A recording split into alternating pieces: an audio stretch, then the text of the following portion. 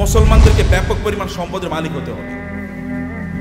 এটা এক নম্বর কথা, মুসলমানদেরকে সকল সম্পদের কি হতে হবে? মালিক হতে হবে।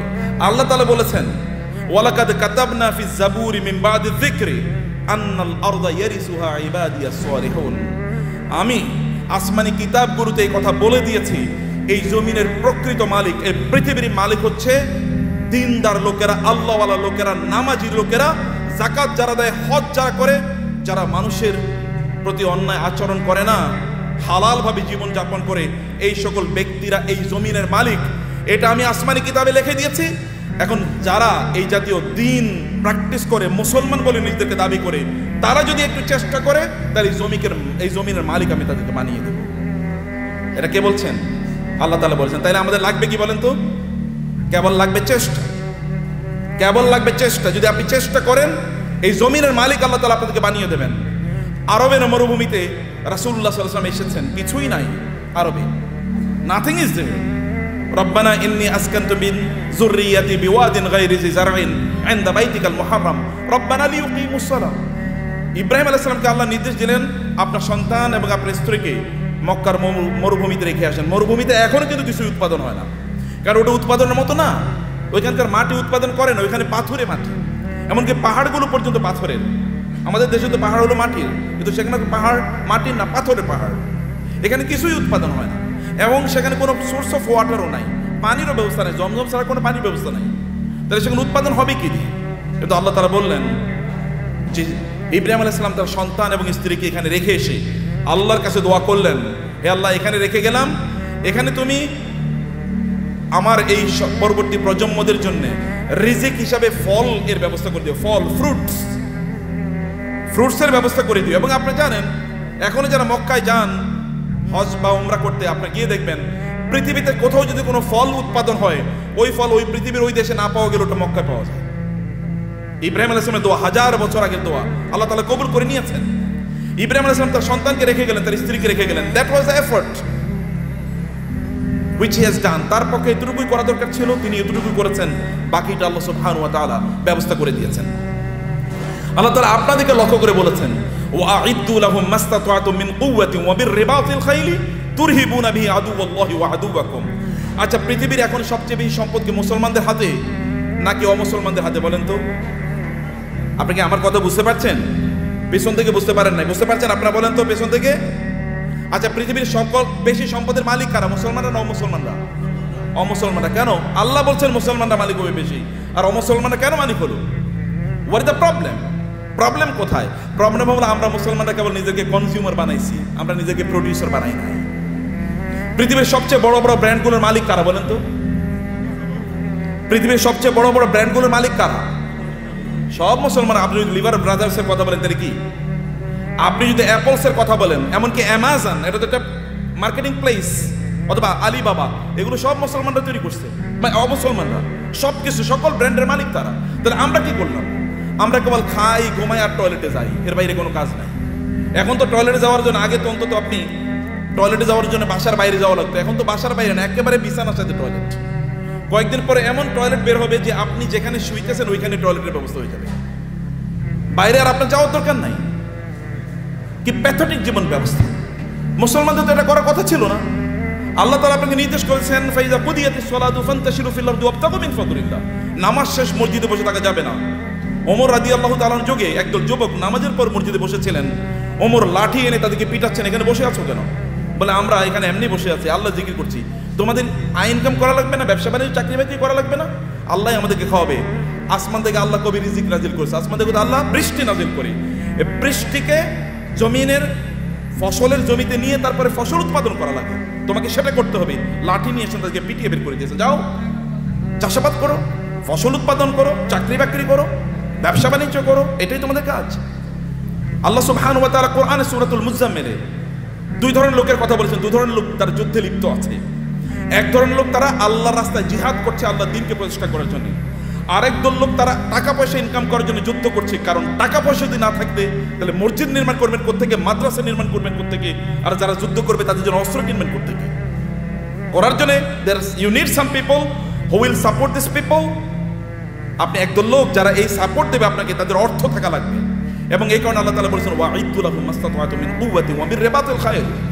আল্লাহ তাআলা তার রাসূলকে বললেন আপনি বলে দেন ওরা যেন ঘোড়ার আস্তাবল তৈরি করে, ওরা যেন ঘোড়া প্রোটেকশনের জন্য হাউস তৈরি করে। ঘোড়া প্রোটেকশন হাউস তৈরি করতে হলে কি লাগবে আপনি জানেন? আপনাকে ফার্ম তৈরি করতে হবে, ঘোড়ার ফার্ম। ঘোড়ার ফার্মে লাগে কি? ঘোড়ার ফার্মে লাগবে তাহলে ঘোড়াকে প্রজনন করার জন্য একটা পদ্ধতি লাগবে, রিপ্রোডাকশন প্রসেস লাগবে, এবং ডাক্তার লাগবে, কারণ এখানে বিভিন্ন ধরনের রোগ তৈরি হবে, রোগের চিকিৎসা করার জন্য।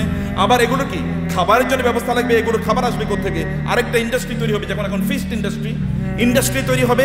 আবার এগুলোকে বিক্রি করার জন্য বাজার তৈরি হবে, মার্কেট প্লেস, বিশাল মার্কেট প্লেস, এবং সেখানে আবার কি ক্রেতা লাগবে, বিক্রেতা লাগবে, সেখানে আপনার ট্রেডার লাগবে, যারা ট্রেডিং করবেন এরকম লোকেরা লাগবে, যারা উৎপাদন করবে তারা লাগবে। আবার এদেরকে লালন পালন করার জন্য এই ঘোড়াগুলো একদল প্রশিক্ষিত লোক লাগবে, যারা সার্ভিসম্যান, যারা সার্ভিস দেবেন। আবার এদেরকে মার্কেটে নিয়ে যাওয়ার জন্য একদল আপনার এজেন্ট লাগবে, অথবা আপনার যেমন এখানে এজেন্সি নিয়ে আপনার কাজ করছেন, এরকম আলাদা কিছু লোকেরা লাগবে যারা এগুলো নিয়ে যাবে এবং এগুলো তারা মার্কেট প্লেসে ব্যবহার করবে। ফলে আপনি যখনই আল্লাহ তাআলা বলেছেন যে আপনি ঘোড়ার আস্তাবল তৈরি করেন, ফার্ম তৈরি করেন, ফার্ম তৈরি করা মানে হচ্ছে বিশাল ইন্ডাস্ট্রি তৈরি করা। এবং এই ইন্ডাস্ট্রির কথা মুসলমানরা বুঝেছেন।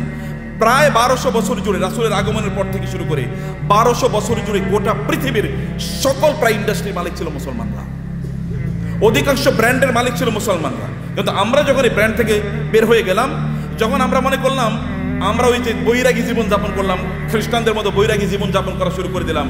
না, আমি মাওলানা সাহেব, আমি ইমাম সাহেব, আমি কেবল আজান দেবো, আমারে যা পয়সা লোকেরা যা দান সাদাকা করে এই দান সাদাকা খায় আমি বাঁচবো, এইরকম মানসিকতা যখন আমাদের তৈরি হয়ে গেল, আমি জাকাত খাবো, এইরকম মানসিকতা যখন তৈরি হয়ে গেল, তখন আমাদের কাছ থেকে চলে গিয়েছে অন্যদের কাছে নেতৃত্ব। পৃথিবী তারাই নেতৃত্ব প্রদান করে যাদের হাতে টাকা থাকে, এটা মনে রাখবেন। যাদের হাতে অর্থ থাকে তারাই পৃথিবী নিয়ন্ত্রণ করে। আমেরিকা কেন সুপার পাওয়ার? তাকে কেন ব্রিটিশরা সুপার পাওয়ার ছিল? কেন ফ্রান্স সুপার পাওয়ার? কেন ইউরোপ সুপার পাওয়ার? অথবা কেন এখন চায়না সুপার পাওয়ার হয়ে যাচ্ছে? কেন ইন্ডিয়া সুপার পাওয়ার হয়ে যাচ্ছে? আমরা কেন হতে পারছি না? It is only because we don't possess money, property. সম্পদ আমাদের কাছে নাই, টাকা আমাদের কাছে নাই। আমরা ভিক্ষা করলে ওদের কাছে ভিক্ষা করা লাগে। বাংলাদেশের উন্নয়নের জন্য টাকা আসে কোত্থেকে? আমেরিকা থেকে, ইউএস থেকে, অথবা ইউএসএইড দেবে, ইউএন দেবে, অথবা ওয়ার্ল্ড ব্যাংক দেবে ইত্যাদি। ওগুলো কি আমাদেরকে কি দেয়? সাদাকাই তো দেয়, জাকাত। মানে জাকাত হয়তো বা তারা দেয় না, তারা সাদাকা দেয়, তারা চ্যারিটি করে, তারা দান করে আমাদেরকে। আর দান করা হাত, এই হাতই গোটা পৃথিবী নিয়ন্ত্রণ করবে। যে হাত দান গ্রহণ করে, এই হাত পৃথিবী কোনোদিন নিয়ন্ত্রণ করতে পারে না। আল্লাহ সুবহানাহু ওয়া তাআলা কোরআনে উল্লেখ করেছেন যে আমরা যেন আকিমুস সালাতা আতুজ যাকাতা, নামাজ পড়ো, যাকাত খাও। বুঝেন না আপনারা এখনো? আল্লাহ কি বলেছেন? নামাজ পড়ো, যাকাত খাও, নাকি? কেন বুঝেন না? কথা বলছেন না কেন? আপনার এতগুলো লোক, কোনো আওয়াজ নাই। নামাজ পড়ো, যাকাত খাও। নামাজ পড়ো, তোর যাকাত কবে দেবেন আপনি? আপনাকে যাকাত দেওয়ার মতো সম্পদের মালিক হওয়া লাগবে। আল্লাহ বলেছেন প্যারালাল। আপনি নামাজ পড়তেছেন, যাকাত দিতেছেন, আপনি তো পূর্ণ মুসলমানই হন না এখন। যাকাত দেওয়ার মতো প্রপার্টি অর্জন করতে হবে। কেন আপনি বসে থাকেন? আপনার অলসতা। আল্লাহ রাসূল আল্লাহর কাছে দোয়া করেছেন, আল্লাহুম্মা ইন্নী আউযু বিকা মিনাল হাম্মি ওয়াল হাযান ওয়া মিনাল আজজি ওয়াল কাসাল। হে আল্লাহ, আমি অক্ষম অথবা অলস, এই দুটা থেকে আল্লাহর কাছে তিনি আশ্রয় চেয়েছেন। আমি অক্ষম, যে আমি আয় ইনকাম করতে পারি না। আমি অলস, আমি ইনকাম করার জন্য বাস রাস্তায় বের হই না, আমি বাজারে যাই না, আমি মানে প্রোডাকশন হাউস তৈরি করি না, অথবা আমি ট্রেডিং সেন্টার তৈরি করি না। আমি বৈশা থাকি আর খাই, এবং আমি তোমার কাছে মান্না সালোয়ার জন্য দোয়া করি, তুমি আমার জন্য মান্না সালোয়া পাঠাইও। এইরকম যেন আমি না হই। আমি যেন অ্যাক্টিভলি এঙ্গেজ থাকি সমাজে, আমি যেন কাজ করি সমাজে। আপনার নবী কি করেছেন? নবী হওয়ার আগেও তিনি বিজনেস করেছেন, নবী হওয়ার পরেও তিনি বিজনেস করেছেন। সাহাবায়ে কেরামদের মধ্যে দেখেন, আবু বকর রাদিয়াল্লাহু তাআলা যখন তিনি খলিফা হিসেবে তাকে নির্ধারণ করা হয়, তিনাকে খলিফা তৈরি করা হয়, তিনি যাচ্ছেন মাথায় কাপড়ের পুটলি নিয়ে তিনি বাজারে যাচ্ছেন। ওমর বলেন, আপনি যাচ্ছেন কই? বলে, বাজারে যাচ্ছে, আমার সংসার চলা লাগবে না? তিনি খলিফা। এখন প্রেসিডেন্ট যদি অথবা প্রাইম মিনিস্টার যদি ব্যবসা করে, আপনারা বলবেন এ তো ওইদিকে ব্যবসা করে। কেন প্রাইম মিনিস্টার ব্যবসা করবে না? কেন প্রেসিডেন্ট কেন ব্যবসা করবে না? মন্ত্রী কেন ব্যবসা করবে না? করবে। ব্যবসা তো আমাদেরই করা উচিত, কারণ আমরা inherently by born, by virtue of our identity, আমরা মুসলিম হওয়ার কারণে, কোরআন ধারক এবং বাহক হওয়ার কারণে আমাদেরকে বিজনেস করা লাগবে। আমাদেরকে সম্পদ উপার্জনের করার জন্য আমাদেরকে এই পদ্ধতি আবিষ্কার করা লাগবে আমাদেরকে, সম্মানিত ভাইয়েরা। কিন্তু এটা হলো একটা দিক। কিন্তু এই সম্পদ যেন আমাকে কারুনের মতো না বানিয়ে ফেলায়। সম্পদ যেন কি না করে? কারণে যদি, তাহলে এক নম্বর কথা হচ্ছে আপনি নামাজও পড়বেন না, যাকাতও দেবেন। এখন থেকে আপনাকে সিদ্ধান্ত নিতে হবে যে এই রমাদান থেকে আপনি যাকাত দিতে পারবেন, এরকম চেষ্টা আপনি শুরু করবেন ইনশাআল্লাহ। নাকি বলেন? ভাই আপনার এলাকায় আপনি সবচেয়ে বড় ধনী হন, সমস্যা কি? সম্পদ উপার্জন করে হারাম নাকি? সম্পদ উপার্জন করা হারাম? নো, সম্পদ উপার্জন করা তো ফরজ, ইনকাম করা ফরজ, ইনকাম করা ফরজ। ইসলাম প্রচারে সবচেয়ে বেশি অবদান কার ছিল? আবু বকর। আবু বকরের যে মক্কায় ধনী কে ছিল? ইসলাম প্রচারের ক্ষেত্রে সবচেয়ে বেশি অবদান ছিল খাদিজাতুল কুবরা রাদিয়াল্লাহু তাআলা আনহার। খাদিজাতুল কুবরার চেয়ে মক্কায় ধনী নারী কে ছিল? ইসলাম প্রচারের ক্ষেত্রে, ইসলাম প্রতিষ্ঠার ক্ষেত্রে ওসমান ইবনে আফফান রাদিয়াল্লাহু তাআলা আনহুর সবচেয়ে বেশি অবদান ছিল। এখনো আরবে, সৌদি আরবে, এখনো মদিনাতে ওসমান ইবনে আফফানের নামে এখনো ওইরকম বাগান আছে, যে বাগান থেকে এখনো যে উৎপাদন, এগুলো এখনো দিনের কাজে লাগে, এখনো চ্যারিটি হিসাবে সারা পৃথিবীতে সেগুলো টাকা পৌঁছে যায়। এখনো যে মক্কায় যে ক্লক টাওয়ার আপনারা দেখেন, এটা কিন্তু সাদাকা, এটা কিন্তু ওয়াকফের। এখানকার টাকা যা ইনকাম, এগুলো কিন্তু মানব কল্যাণে। আপনাদের দেশে হয়তো বা এখানকার কল্যাণে টাকা চলে আসে। তা আপনাকে তো এরকম অর্থবৃত্তের মালিক আপনাকে হওয়া দরকার, অর্থ ইনকাম করতে হবে, ফরজ। এর কারণে আপনি তখন, কারণ এদের অবস্থা দেখেন, আবু বকরের মতো গোটা পৃথিবীর সকল মুসলমানকে যদি একত্রিত করা হয়, আবু বকরকে যদি একত্রিত করা হয় রাদিয়াল্লাহু তাআলা আনহু, তাইলেও আবু বকরের আমলের দাড়িপাল্লাটা অনেক ভারী হয়ে যাবে। কেবল ইবাদত করেই, এই তথাকথিত, এই যে কথিত যে ইবাদত আছে, এই রিচুয়াল, আপনি নামাজ পড়লেন, কোরআন তেলাওয়াত করলেন, ইত্যাদি ইত্যাদি, এর মাধ্যমে এই জায়গায় যাওয়া যায় না। You need financial contribution to the establishment, to the preaching and the propagation of Islam. ইসলামকে মানুষের কাছে পৌঁছে দেওয়ার জন্য আপনার অর্থনৈতিক অবদান লাগবে। এই অবদানের কারণে আল্লাহ সুবহানাহু ওয়া তাআলা নামাজকে যেমনিভাবে ফরজ করে দিয়েছেন, তিনি আমাদের জন্য যাকাতকেও ফরজ করে দিয়েছেন। এখন আপনি বলবেন যে আমি টাকার মালিক হলে যেন যাকাত দেবো। আল্লাহ বলছেন তুমি টাকার মালিক হয়ে যাকাত দাও, তোমার জন্য ফরজ। টাকার মালিক হয়ে যাকাত, আল ইয়াদুল উলিয়া খায়রুম মিনাল ইয়াদিস সুফলা। দানের হাত আল্লাহর কাছে প্রিয়। যে ব্যক্তি দান করে তার যে মর্যাদা, যে নেয়ার মধ্যে কি সওয়াব আছে নাকি? যে ঠিক আছে ভাই, আপনি ভিক্ষা করেন রাস্তায়, ভাই আমার একটু দেন না, এরপরে আপনার আমল নামে কেবল সওয়াব ঢুকতে থাকবে, সওয়াব ঢুকতে থাকবে নাকি? তাহলে সবাই ভিক্ষা, এবং মুসলমানরা প্রায় ভিক্ষার জাতি হয়ে গেছে। মাহফিল করলেও ভিক্ষা লাগে, মসজিদ বানাইলেও ভিক্ষা লাগে। কেমন অবস্থা এটা? এটা কেন আপনি করলেন? আপনারা কেন ইসলামকে এরকম জায়গায় নিয়ে আসছেন? আমরা কেন নিয়ে আসছি? আমি আলেমদের কথা বলছি, আপনাদের বলছি না। কেন এই জায়গায় নিয়ে আসবেন? এই জায়গায় আনার কথা ছিল না। You do something in order to earn money. আপনি মর্যাদার সাথে পৃথিবীতে বেঁচে থাকবেন, আপনি দেবেন, এরকম জায়গায় আপনি যাবেন। ওমর রাদিয়াল্লাহু আনহু যুগে যাকাত দেওয়ার মতো লোক পাওয়া যায় নাই।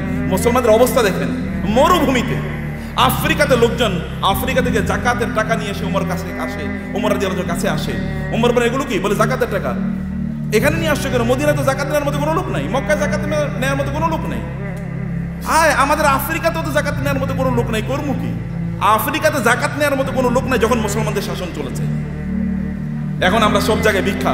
আফ্রিকা মানে একটা ভিক্ষুকের জাতি, অথবা আন্ডার ডেভেলপড, লিস্ট ডেভেলপড, অথবা সবচেয়ে অনুন্নত দেশ। বাংলাদেশ মানে হচ্ছে ফকিরের দেশ, আমরা এরকম মনে করে থাকি। আপনাদেরকে দায়িত্ব নিতে হবে এই বাংলাদেশের মুসলমানদেরকে, অথবা এই সমগ্র জাতিকে অবশ্যই দারিদ্র থেকে অথবা এই ভিক্ষাবৃত্তি থেকে জাতিকে উদ্ধার করতেই হবে আমাদেরকে। এবং কিছু ব্র্যান্ড ডেভেলপ করেন, ডু সামথিং। এটাও ইবাদত। বিজনেসের চেয়ে বড় ইবাদত নাই। বিজনেসের লোকেরা জান্নাতে নবী রাসূলদের সাথে থাকবে, আল্লাহ রাসূল বলেছেন। যারা বিজনেস করে, সৎ বিজনেস করে, তারা নবী রাসূলদের সাথে থাকবে জান্নাতে। অন্যরা কিন্তু এরকম থাকতে পারবে না। আমার মতো এরকম খালি দাওয়াত দিয়ে গেলাম আর আপনার কাছে আসলাম, আশা করছি কিছু টাকা দিলে এরপরে আমার সংসারটা চলবে, আছে কিনা এরকম? আপনার প্রফেশন কি? ব্যবসা কি? আপনার চাকরি কি? বলে আমি ওয়াইজ হলো আমার চাকরি। ওয়াইজ কোনো চাকরি নাকি? ওয়াজ কি কোনো চাকরি? কিন্তু আমাদের দেশে এটা চাকরি হয়ে গেছে। আপনার চাকরি কি? আমি ইমামতি হলো আমার চাকরি। নো, ইমামতি চাকরি না। আমার এরকম হওয়া দরকার ছিল, আমার সাইড বিজনেস আছে, বাকি কাজগুলো আমি এভাবে করি। প্রিয় ভাইরা, বলছিলাম 10 মিনিট, মনে 10 মিনিট হয়ে গেছে। আচ্ছা, লাস্ট 2-3 মিনিট আপনাদেরকে শেষ করে দিই। তার মধ্যে ইয়া রব, না ভাই আছেন, যে শেখরা আছেন, ওনার কথা বলবেন। আপনারা তো প্রচন্ড রাগান্বিত পৃথিবীতে, তাই না? রাগ করছেন তো কথা শুনে? আচ্ছা, পিছন থেকে কানো আওয়াজই শুনি না, ঘটনা কি? এই পিছনে একটু ক্যামেরাটা ধরেন তো দেখি সবাই আছে কিনা, জীবিত। জীবিত আছেন নাকি? মাশাআল্লাহ মাশাআল্লাহ মাশাআল্লাহ। একটু হাতটা নাড়ান তো দেখি, হাতের ব্যায়াম হোক। গুড, ঠিক আছে, নামান, হাত নামান। ভাইরা আমার, সম্পদের মালিক হওয়ার জন্য আমি আপনাকে অনুপ্রাণিত করছি। আপনার সম্পদের মালিক হন, কিন্তু সম্পদের মালিক কারুনের মতো হওয়ার জন্য করবেন না। আল্লাহ সুবহানাহু ওয়া তাআলা সূরাতুল কাসাসে কারুনের ঘটনা বলেছেন। যদি সময় পান তাহলে আজকে বাসায় গিয়ে সূরাতুল কাসাসে এই কারুনের আয়াতগুলো, যেখানে আল্লাহ তাআলা বলেছেন ইন্না কারুনা, আয়াত নাম্বার হচ্ছে 40 থেকে শুরু করে 76 থেকে শুরু করে কারুনের ঘটনা পড়বেন। সূরাতুল কাসাস। ইন্না কারুনা কানা মিন কওমি মূসা ফাবাগা আলাইহিম وآتيناه من الكنوز ما إن مفاتيحه لتنوء بالعصبة أولي القوة إذ قال له قومه لا تفرح إن الله لا يحب الفرحين। আল্লাহ সুবহানাহু ওয়া তাআলা বলেছেন, কারণের গল্প আমাদেরকে বলছেন।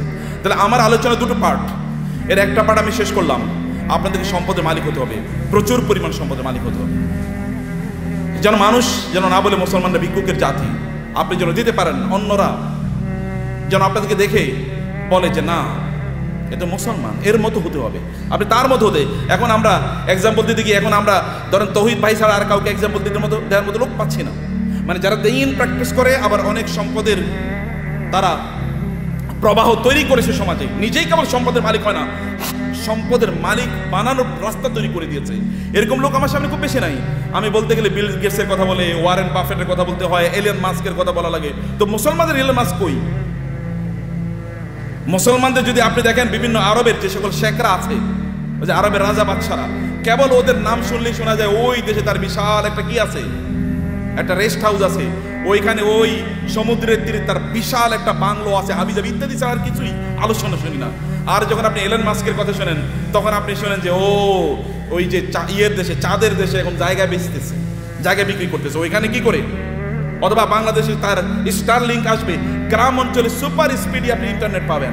অথবা টেসলার মাধ্যমে এমন গাড়ি তৈরি করছে ওখানে কোনো কি লাগবে না, ড্রাইভার লাগবে না। এরকম একটা কথা বলেন তো আপনি মুসলমানদের, এটা কেমন জাতি? 300 কোটি মুসলমান বলা হয়, অথবা কমপক্ষে তো 200 কোটি। গোটা পৃথিবীতে মানুষ 800 কোটি, এর মধ্যে প্রায় 250 কোটি মুসলমান। 250 কোটি মুসলমান একটা টেসলার মতো জিনিস তৈরি করতে পারলো না, একটা আইফোনের মতো প্রোডাক্ট তার নাই। অথবা তার একটা কি, এই যে আমরা ইয়ের গাড়ি কি বলে, কিসের গাড়ি, এই যে মানে আমাদের বাংলাদেশে এটা কি গাড়ি জানো, এটা আপনার মানে এক্স করোলা, মানে করোলা টাইপের একটা গাড়িও তো বানাইতে পারেন আপনি। বলেন তো একটা ব্র্যান্ডের নাম বলেন তো মুসলমানদের গাড়ির, একটা হুন্ডার নাম বলেন তো, একটা সাইকেলের নামই বলেন। আরে সাইকেলের নাম তো বহুত পরের কথা। এই যে সাইকেলের যে শিখ ব্যবহারগুলো কি বলে, হ্যাঁ শিখ বলে না, এরকম বানাইছে মুসলমানরা, দেখেন তো, এটাও তো চায়না থেকে আপনার আনা লাগে। তাহলে কি আমরা কি বানাইছি, করছি কেবল খাও দাও ফুর্তি করো, দুনিয়াটা মস্ত বড়, এরকম টাইপ ছাড়া কোনো কিছু নাই। খাও ঘুমাও এবং সিনেমা দেখো আর ফেসবুক টিপাও। যে ফেসবুক বানাইছে ওর নিজেরও অ্যাকাউন্ট হয়তো বা নাই, কিন্তু আপনি এটা নিয়ে সারাদিন রাত ব্যস্ত আছেন। ও যে ইউটিউব বানাইছে ওইটা ব্যবসায়ী হাউস, তার এখান থেকে সে বিলিয়নস অফ ডলার্স ইনকাম করে নিচ্ছে, কিন্তু আপনি ওইটাই দেখেন এবং আপনি বলেন পাগলের সুখ মনে মানে, আপনি আমি কত সুখী, সারা রাত ঘুরে সিনেমা দেখতেছি, মজা কারে বলে। স্টুপিড লাইফস্টাইল নো, আল্লাহ আপনাকে এই জন্য তৈরি করেন নাই, হিউজ প্রোডাক্টিভিটি তৈরি করেছেন এবং আল্লাহর মার্সি আপনার উপর আছে। আল্লাহ সুবহানাহু ওয়া তাআলা আপনাকে সেরকম ক্যারিশমা দিয়ে তৈরি করেছেন এবং এই কারণে আপনার এলাকায় আপনি সবচেয়ে বেশি সম্পদের মালিক হন এবং এর মাধ্যমে আপনি ওই এলাকাটাকে উন্নয়নের কাজ করেন। ওইখানে এমন কোনো মসজিদ না থাকুক যে মসজিদে আপনার কন্ট্রিবিউশন নাই, এমন কোনো মাদ্রাসা না থাকুক যেখানে আপনার কন্ট্রিবিউশন নাই, এমন কোনো দিনই কাজ না থাকুক যেখানে আপনার কন্ট্রিবিউশন নাই। লোকেরা যখন চিন্তা করবে আমরা এখানে একটা দিনই কাজ করতে চাই, তখন সবার আগে আপনার নাম মনে পড়বে, অমুকের কাছে যাই। যেমনি হবে লোকেরা কোনো দিনই কাজ করলে, রাসূলের কোনো দিনই কাজের প্রশ্ন দেখা দিলে তার সবার আগে মনে পড়তো কার নাম, আবু বকরের নাম, আবু বকর নাম মনে পড়তো, অথবা ওসমান নাম মনে পড়তো, কারণ কেউ তাদেরকে সুপারসিড করতে পারতো না। সম্মানিত ভাইয়েরা এবং বোনেরা, সে কারণে পজিটিভলি অ্যাক্টিভলি সময় কাটান। মনে রাখবেন প্রত্যেকটা সেকেন্ডের জন্য আল্লাহকে জবাবদি করতে হবে, আল্লাহর কাছে আপনাকে জবাবদি করতে হবে প্রত্যেকটা সেকেন্ডের জন্য। ওয়াল আসরি ইন্নাল ইনসানা লাফি খুস, মানুষ সৃষ্টিগতভাবে বিপদের মধ্যে আছে। ইন্নাল ইনসানা লাফি খুস, তবে ইল্লাল্লাযিনা আমানু ওয়া আমিলুস সালিহাত, যারা ঈমান এনেছে, ঈমান আনার উপর ভালো কাজ করছে। যাকাত যদি ইসলামের তৃতীয় স্তম্ভ হয়, আমরা বলি নামাজ রোজা, নামাজ রোজা, আল্লাহ বলছেন নামাজ জাকাত, নামাজ জাকাত, নাকি আমরা কি বলি নামাজ রোজা, কিন্তু আল্লাহ কি বলেছেন নামাজ জাকাত, না কারণ দুটোকে একসাথে বলেছেন। এই দুটোকে একসাথে আপনাকে যদি আপনি করতে পারেন তাইলে তো আপনি ইসলামের 5টা স্তম্ভ আপনি পালন করলেন। আপনি 5টা স্তম্ভ কয়জন পালন করছেন এর মধ্যে আপনি বলেন, কেন 5টা স্তম্ভ আপনি পালন করলেন না? এই 5টা স্তম্ভের উপর তো ঘর নির্ভর করে, এই গোটা ইসলাম নির্ভর করছে 5টা স্তম্ভের উপর। আপনি কেন হজ করতে পারলেন না? আপনি কেন যাকাত দিতে পারলেন না? এই দুটো তো ইসলামের স্তম্ভ। আপনি কেবল নামাজ পড়িয়ে তেল তেলে জান্নাতুল ফেরদাউসে চলে যেতে পারবেন নাকি? নো, অসম্ভব। সবগুলো একসাথে করে আপনি এমন একটা বিল্ডিং বানালেন একটা ইয়ের উপর, পিলারের উপর। এই বিল্ডিং কি পৃথিবীর সবচেয়ে স্থায়ী বিল্ডিং হবে? পিলার একটা মাত্র, যে কোনো সময় ধসে পড়ে যেতে পারে। শুধু নামাজের উপর নির্ভর করলেন, যে কোনো সময় ধসে পড়ে যেতে পারে। অতএব সবগুলোর উপর আপনার দিনকে প্রতিষ্ঠিত করা লাগবে। বুনিয়াল ইসলাম আলা খামসিন, শাহাদাতি আল্লাহ ইলাহা ইল্লাল্লাহ থেকে ওয়া হাজ্জিল বাইতি মান ইসতাতা ইলাইহি সাবিলা সামর্থ্য অর্জন করা লাগবে আপনার, এবং অন্যরা আপনাকে দেখে শিখুক যে না এইরকম জীবনযাপন করা লাগে, অন্যরা আপনাকে দেখুক এরকম জীবনযাপন। কিন্তু আপনি সম্পদ উপার্জন করার একমাত্র কারণ যেন না হয় কারুন টাইপের জীবনযাপন করা। কারুন টাইপের জীবনযাপন করা কি? আল্লাহ সুবহানাহু বলেছেন ইন্না কারুনা কানা মিন কওমি মূসা ফাবাগা আলাইহিম। কারুন ছিল মূসা আলাইহিস সালামের তার বংশের লোক, অর্থাৎ বনি ইসরাইলের লোক। কিন্তু এই বনি ইসরাইলের উপরে সে জুলুম অত্যাচার করা শুরু করে দিয়েছে। যেমন আমাদের দেশে দেখবেন, আমাদের দেশে লোকেরা ব্যবসা করতেছে কিন্তু টাকা পাচার করতেছে অন্য দেশে, আছে কিনা এরকম? বুঝেন না আপনারা? ব্যবসা করতেছে এই দেশের মানুষের, কিন্তু টাকা পাচার করতেছে আরেক দেশে, আরেক দেশের ব্যাংকে গিয়ে তার সকল টাকা খুঁজে পাওয়া যায়। এর চেয়ে বড় জালিম আল্লাহর জমিনে আর হতে পারে না। কারণ আপনি যেখানে ইনকাম করেছেন ওই অঞ্চলের মানুষের হক আছে আপনার উপর, কারণ তাদেরকে যে আপনি ইনকাম করেছেন তাদের উন্নয়নের জন্য আপনাকে কাজ করা লাগবে। ফেরাউনি মানে কারুনি টাইপ এরকম, যে কারুন এরকম করেছে কিন্তু সেই লোকজনের উপর সে জুলুম এবং অত্যাচার চালিয়ে দিল, এবং তার কি পরিমাণ সম্পদ ছিল আল্লাহ তাআলা বলেছেন যে ওয়া আতাইনাহু মিনাল কুনুজি মা ইন্না মাফাতিহাহু লাতানু বিল উসবাতি উলিল কুওয়া। যে তার এত সম্পদ আল্লাহ তাআলা তাকে দিয়েছেন, সে কিন্তু গরিব একটা জাতির একজন, গরিব জাতি মানে হচ্ছে বনি ইসরাইল। বনি ইসরাইল কিন্তু কৃতদাস, ফেরাউন তাদেরকে কৃতদাস বানিয়ে রেখেছিল, তাদেরই একজন, কিন্তু প্রচুর পরিমাণ সম্পদের মালিক হয়েছে। সম্পদের মালিক হয়েছে এদের মাঝে ব্যবসা করার কারণে, ব্যবসা করার মাধ্যমে। কিন্তু এবং তার এত পরিমাণ সম্পদ যে তার সম্পদগুলো সোনা দানা এগুলো যেই সিন্ধুকে রাখতো, ওই সিন্ধুকগুলোর চাবি বহন করার জন্য একটা বিশাল গ্রুপ অফ পিপল লাগতো। কি পরিমাণ তাদের সিন্ধুক ছিল, কি পরিমাণ সম্পদ ছিল তার। এইরকম সম্পদ এর মালিক হওয়ার পর এরপরে তিনি কি করেছেন? তিনি প্রচন্ড অহংকারী জীবনযাপন করতেন, আনন্দ ফুর্তি নিয়ে ব্যস্ত থাকতেন। ভালো করে শুনুন, আপনাদের গল্প বলছি। আনন্দ ফুর্তি কি? অনেক টাকা। অতএব আজকে ফ্যামিলি সহ চিন্তা করতো আজকে আমরা কক্সবাজারের ট্যুরে যাব। ওকে, কক্সবাজারের ট্যুর শেষ, মজা শেষ, ওইখানে আনন্দ ফুর্তি করে আগামীকাল আমরা সাজেকে যাব, সাজেকের মজা শেষ সিলেটে যাব, সিলেটের মজা শেষ সিঙ্গাপুরে যাব, সিঙ্গাপুরের মজা শেষ আমেরিকা যাব, না এরপরে কানাডাতে যাব। একটার পর একটা কেবল ঘুরে বেড়াচ্ছে, আনন্দ ফুর্তি করছে, আর ফেসবুকে পোস্ট দিচ্ছে আলহামদুলিল্লাহ আমি খুব ভালো আছি। এরকম যখন পোস্ট দেয় তখন কি হয়? আপনি কেবল আনন্দ ফুর্তি করে করে বেড়াচ্ছেন। এবং এই সবচেয়ে সুন্দর সিনেমা কোনটা এসছে? চলো সিনেফ্লেক্সে আমরা গিয়ে সিনেমা দেখে আসবো। সিনেফ্লেক্সে ঢুকার আগে এরকম একটা বিশাল বড় ফেসবুকে একটা পোস্ট দিয়ে বললো এখন মাত্র সিনেফ্লেক্সে আমি ঢুকতেছি সিনেমা দেখার জন্য। মানুষের দেখাচ্ছে তার প্রচুর পরিমাণ সম্পদ, এবং বিশাল গাড়ি হাঁকিয়ে যখন তিনি গ্রামে যান ওইখানে উইন্ডো খোলেন না, অথবা তার এলাকায় যখন যান তখন তিনি মহা অহংকারী, কেউ তার কাছেও আসতে পারে না। অনেক পরিমাণ সম্পদ আর আছে, এটা কেবলমাত্র নিজের ভোগ বিলাসের জন্য তিনি ব্যবহার করছেন এবং ব্যয় করছেন। কেবল নিজের ভোগ ছাড়া অন্য কোনো কিছু নাই তার নিজের, কারণ সে নিজে মনে করে যে আমি ইনকাম করেছি আমি নিজেই ভোগ করব। এবং কারণ কিন্তু একই কাজ করেছে। কারণকে তার সম্প্রদায়ের লোকেরা বলেছে তুমি এত অহংকার করো না, তুমি এত আনন্দ ফুর্তি নিয়ে ব্যস্ত থেকো না, তুমি যিনি তোমাকে সম্পদ দিয়েছেন তার প্রতি কিছু কৃতজ্ঞ থাকো। ওয়াবতাগি ফীমা আতাকাল্লাহু দারুল আখিরাহ। আল্লাহ তোমাকে যে সম্পদ দিয়েছেন এই সম্পদকে ব্যবহার করে আখিরাত অর্জন করো, অর্থাৎ জান্নাত অর্জন করো। সম্পদ ব্যবহার করে অধিকাংশ লোকই জান্নাত অর্জন করে না জাহান্নাম অর্জন করে, বলেন তো? অধিকাংশ লোকের কি অবস্থা? জাহান্নাম। কিন্তু তাসমিয়া কসমেটিক্স আপনারা যারা আছেন সম্পদকে উপার্জন করে জাহান্নাম অর্জন করবেন না আপনারা ইনশাআল্লাহ। কারণ আপনাদের সামনে আল্লাহর রহমতে এমন একজন লিডিং এক্সাম্পল আছেন। আমি তাওহীদ ভাইয়ের কথা আরো বলি, এত বেশি কাজ করেন তিনি দিনই, এটা আপনারা হয়তো বা জানেন না, আমি কিছু জানি। The ice tip of the iceberg, মানে বিশাল বড় অথবা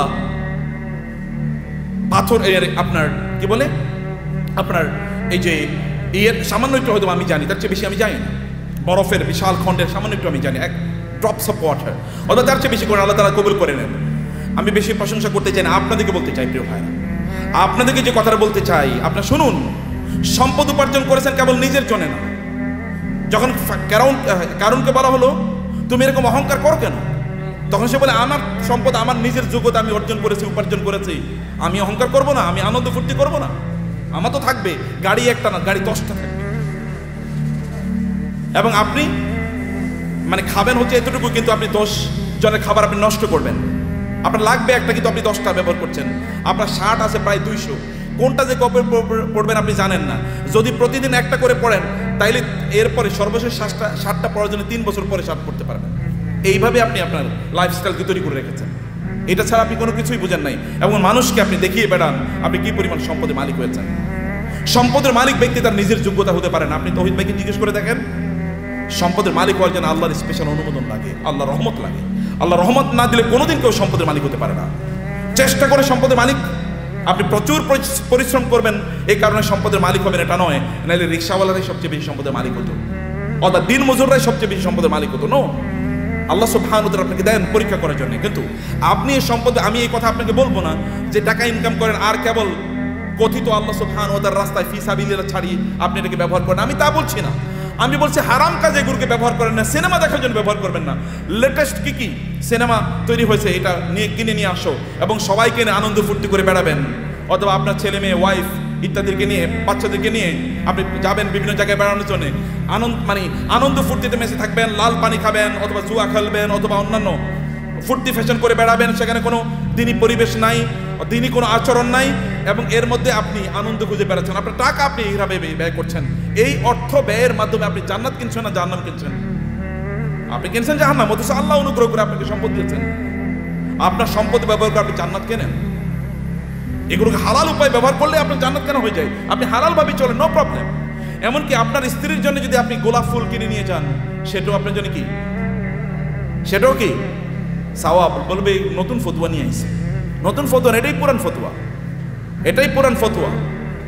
আপনার স্ত্রীর জন্য আপনি টাকা ইনকাম করেছেন, স্ত্রীর জন্য গোলাপ ফুল কিনে নিয়ে যান, তার জন্য নতুন একটা আইটেম কিনে নিয়ে যান এবং তাকে খুশি করেন, কারণ তাহলে আপনার সংসার ঠিক থাকবে, আপনার সন্তানটা ঠিক মতো চলবে। এটাও কি, এটাও দিনদারি, এটাও ইবাদত। অতএব আপনি হালাল পথে আপনার সম্পদগুলো ব্যবহার করেন, এর মাধ্যমে আপনি ওয়াবতাগি ফীমা আতাকাল্লাহু দারাল আখিরা ওয়ালা তানসা নাসিবাকা মিনাদ দুনিয়া। আমি বলি না আপনি সাজেকে যাবেন না, আমি বলি না সিলেটে যাবেন না, আমি বলেছি ওখানে যান এবং আপনার সন্তানকে নিয়ে আপনি সেখানে জামাতের সাথে নামাজ আদায় করুন। লোকেরা দেখুক যে পর্যটনে এসেও তারা কি করছে, জামাতে তারা নামাজ আদায় করছে, মিস করছে না। আপনি বিচে তখন যান যখন নামাজের সময় না, লোকেরা দেখুক যে তিনি নামাজকে প্রায়োরিটি প্রদান করছেন। লোক ওইখানে গিয়েও আপনি দান সাদাকা করুন, লোকেরা দেখুক যে লোকটা আল্লাহ সুবহানাহু ওয়া তাআলাকে আনন্দ করতে এসে আল্লাহকে ভুলেন নাই, আল্লাহকে তিনি তার প্রায়োরিটির মধ্যে রেখেছেন। ওইখানে আপনি গিয়েছেন, এখন অর্ধ উলঙ্গ হয়ে আপনি ঘুরবেন না। আপনার স্ত্রী, তিনি সেখানে পর্দার মধ্যে থাকবেন না, আপনি তাকে দেখিয়ে দেখিয়ে শো পিসের মতো, চিড়িয়াখানার চিড়িয়ার মতো তাকে এরকম দেখায় দেখায় বেড়াবেন, এরকম করবেন না। তাইলে আপনি কি হলো, আপনার সম্পত্তি আপনি জান্নাত উপার্জন করলেন, জাহান্নাম আপনি উপার্জন করলেন না। আপনার সম্পদের কারণে অন্যকে ছোট তুচ্ছ তাচ্ছিল্য করে দেখবেন না, দেখাবেন না। আপনার ড্রাইভার, তাকে তুই করে বলা, আপনার সন্তানও তাকে তুই করে বলে, আপনি তুই করে বলছেন। আপনার বাসায় বুড়ো মহিলারা কাজ করে, তাদেরকে আপনি তুই করে বলছেন, আপনি নিজেও তুই করে বলছেন, আপনার বাচ্চারও তুই করে বলে। এটা কেমন কথা হলো? তিনি তো আপনার মায়ের সমান বয়সের, আল্লাহ তাকে না দিয়ে পরীক্ষা করছেন, আপনাকে দিয়ে পরীক্ষা করছেন। লাইফস্টাইলে অহংকার যদি কেউ করে, তাহলে কারণের অবস্থা কি হয়েছিল? এত ব্যাপক পরিমাণ সম্পদ, লোকেরা তাকে দেখলে বলতো, আহা, কারণের মধ্যে যদি সম্পদ আমার থাকতো, আমাদের থাকতো। কিন্তু কোনো এক সময় কারণের এই আনকন্ট্রোল জীবনযাপনের কারণে আল্লাহ তাকে ধ্বংস করে দিয়েছেন, মাটির নিচে তাকে এবং তার সম্পদকে মাটির নিচে পুঁতে দিয়েছেন। তখন লোকেরা বলো, আল্লাহ আমাদেরকে বাঁচিয়েছেন, আমরা কারণের মতো হই নাই, আল্লাহ আমাদেরকে বাঁচিয়েছেন। সম্মানিত ভাইরা, আপনার সম্পদের প্রতি অন্যের অধিকার আছে, এই অধিকারগুলো দান করুন। মনে করবেন আল্লাহ যদি আপনাকে দেয়, তাহলে আপনার লাইফস্টাইলই কেবল বাড়াবেন না। আগে গাড়ি ছিল সাধারণ গাড়ি, এখন আপনি মার্সিডিজ ব্যান কিনলেন, মার্সিডিজ ব্যানজে এখন চলেন, এখন BMW কিনবেন। BMW এখন এগুলো শেখেলে, এগুলো এখন ছোট লোকেরা ব্যবহার করে। এখন আপনার একটা প্রাইভেট জেট লাগবে, এখন আপনার প্রাইভেট জেটেও চলে না। এখন আপনার কি লাগবে? এখন আর আপনি বাংলাদেশ থাকেন, এখন আপনি ধরেন কোথাও আপনি এই দেশে এরকম ছোট দেশের মানুষ থাকে নাকি? এখন আপনি অন্য দেশে চলে গেছেন, এখানে আপনি আসেনও না, এখানকার মানুষের প্রতি আপনার কোনো দায়ও নাই, দায়িত্ব নেই। এখানকার টাকা পয়সা লুট করে, ব্যাংকের টাকা লুট করে এবার আপনি অন্য দেশে গিয়ে পালিয়ে চলে গেছেন। এরকম যেন কোনো অবস্থা না হয়। আপনাকে নিশ্চয়ই আপনাকে এই দেশের মানুষের প্রতি আপনার যে দায় আছে, এই দায়িত্ব আপনাকে পালন করতে হবে। আমি এই বলার কথা বলে আপনাদেরকে শেষ করছি প্রিয় ভাইরা। তাহলে এক নম্বর যে সম্পদের মালিক হন এবং হালালভাবে পবিত্রভাবে সম্পদের মালিক হন। মালিক অর্জনের চেষ্টা করুন, দিনরাত যা কাজ করবেন। আপনি যদি সম্পদের মালিক হওয়ার জন্য দৌড়ান, এই দৌড়টাকে আল্লাহ সুবহানাহু ওয়া তাআলা ইবাদত হিসেবে আপনার আমলনামায় লিখে দেবে।